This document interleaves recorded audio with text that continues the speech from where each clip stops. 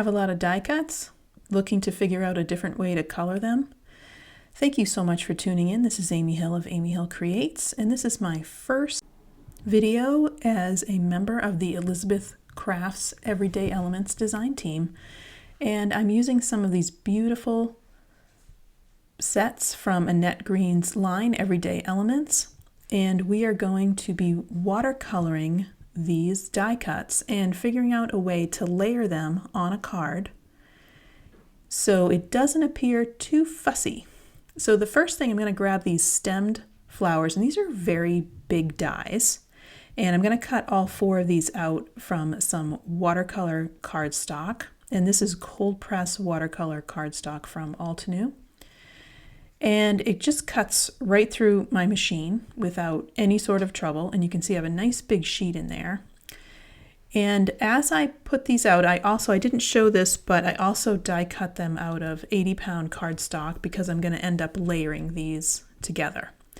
I'm also going to die cut out one of the large doilies. This is the top one. I kind of liked the intricate nature of this one, and I see that little circle. I'm going to save that for a later project, and I'm not going to bore you by taking out all those little pieces, but I removed all the little pieces. So now I'm going to talk about how do you set up a layout without things appearing too much. What do you do here? So I take all my pieces and I'm just kind of moving them around just to see what looks best to my eye. And I liked how this doily is offset, so I don't have the whole thing right smack in the middle, and that gives your eye something to rest on that you can see on the left side. And now I'm just taking some of the die cuts and looking at how do they look. Remember that there were 4 in the set, and I grabbed 3 and I'm layering them on top of each other just to see how it is that they look. And I liked how they were together as a little bunch, like kind of a bunch of flowers. I'm going to end up cutting off that edge of the doily, but first I need to color them. So I'm going to use watercolor, which is why I used the watercolor paper. And these are the Altenew water brush markers. And I have the colors listed here as I use them, but I also have them listed in the description below. And I'm doing a wet on wet technique, and I'm going to use the same technique for all of the flowers, and I'll also be painting the doily as well. So you can see I started with a little bit of water, then I added a little bit of the purple wine onto where the flower is, and I'm just adding more water to smooth that around. I'll also come in and add a little bit more purple wine. You can see I picked up a little bit, and that's just to add a little bit more color because it got a little dry. I'm not using a lot of water, and so these will actually dry relatively quickly. And because it's a wet on wet technique, wherever I put that first daub of wet is where the color is going to go. So you can see that the color is staying where I put the water, and it's not going down into the leaves section. I'm just adding a little bit of Midnight Violet, and if I had done this differently, I think I would have used a darker color, but I'm just trying to give it a little bit of depth in the bottom of the flower. And for the second flower here, I'm using Midnight Violet, same technique, where I dropped a little bit of water and then add the pigment along.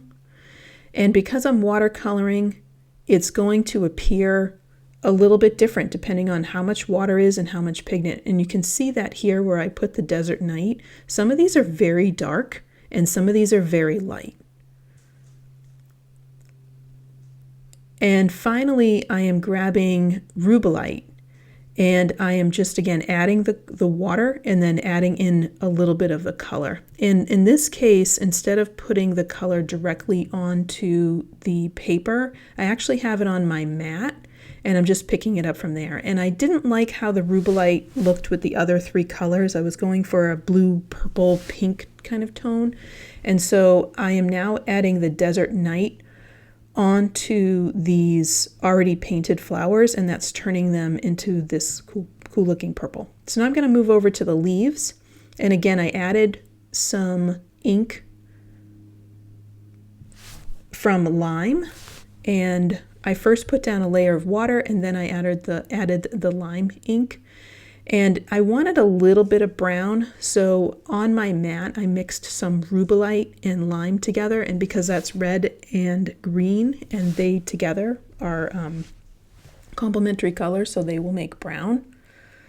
That's why I'm giving it just a little bit of shading. And as these are translucent, I can add some more lime on top of them, and you can see that we can still see the green.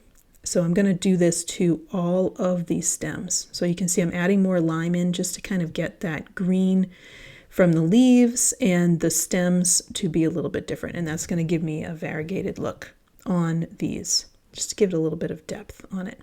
And I'm going to repeat this process for all of the stems. You can see the other stems in this shot have the brown already in there. And I'm going to come in with just a little bit of mango smoothie, and I'm just grabbing that from the tip and I just put that on the center of the purple flowers. And then finally I just grab some water and I put it over some parts of the doily, and then I'm just adding cotton candy because I wanted a little bit of a weathered look. So I like to have a little bit of edge on my card projects, and so I just cut that page down to 4 by 5 1/4 because this is going to fit on a 4 1/4 by 5.5 inch card. And I'm grabbing this background stamp from the Honeybee collection. I'm using Enchanted Gold ink to add that to this card. And I wanted a place for the doily to sit so it didn't look like it was floating. And my stamp did not stretch all the way across. So what I did is I stamped it one spot, and then I'm just lining this up. And this was actually really easy to line up. And I'm just lining that up again. I'm going to pick that up, add more Enchanted Gold ink, and then stamp that down so it looks like this honeycomb pattern is going all the way across the center of the card. And you can see that this really lines up very, very easily. It's absolutely seamless. It's just the way that the stamp is. It was very easy to do. So once I have that out, you can see I'm starting to dry fit things here. And now I'm taking and deciding which flowers to go. So initially I had liked 3 flowers, and what I decided was that was a little too much. So I'm actually going to end up going with 2. And I wanted a small sentiment because the doily and the flowers and the stamping was just a lot. So I grabbed a small sentiment thank you so much from the All Occasions sentiment set. And I am just stamping that in permanent black ink and then using clear embossing powder to make it a little bit shiny. So I'm putting the doily down and I'm using dry adhesive because I want that to be flat. I don't want that to be up too much. And then I'm attaching the flowers to the second layer that I had cut out of regular cardstock, and now I'm figuring out which ones I want to put in here. And because I want these to look like a bunch of flowers, I'm going to tie them with a piece of gold metallic thread, and that just gives it a nice little shiny element on this. And this was hard for me to figure out which exactly I wanted to do, so I started with the blue and the pink one, and then I ended up going with the pink and the purpley pink one. And I thought those looked really pretty together. And you can see I'm just kind of flattening them out. So they're tied at the bottom. And after I tied them and I glued them down, and that is that first card. And you can see the navy cardstock on the back, and that just gives it a nice little frame. So now I have these leftover pieces. And so I'm going to grab all these little pieces and I'm going to make a twofer. So I'm going to grab them and create a second card. So I have a leftover piece from the doily. I have the circle that was cut out from the doily, and so I'm using this circle stamp from the Honeybee stamp set. And I had to stamp this a couple of times because this was very detailed, this little organic honey stamp, and I stamped it in obsidian black ink, and I felt like it was just too dark with those flowers. So I ended up using some gold embossing powder in order to give it a little bit of shine. And it embossed very easily. It has beautiful detail. And now you can see it. It's not quite so stark against those flowers, and it blends into that background a little bit. So it gives it an addition instead of it being a focal point.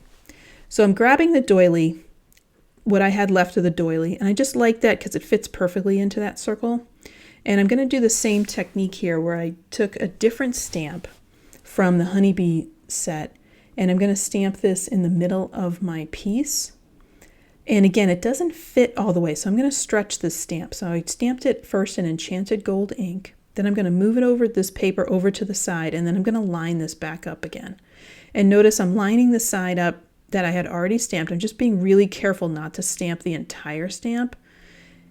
And that way it looks like it's going across the whole piece. So now I'm starting to dry fit everything together to see how it looks. Here's my organic honey circle. Here's my doily.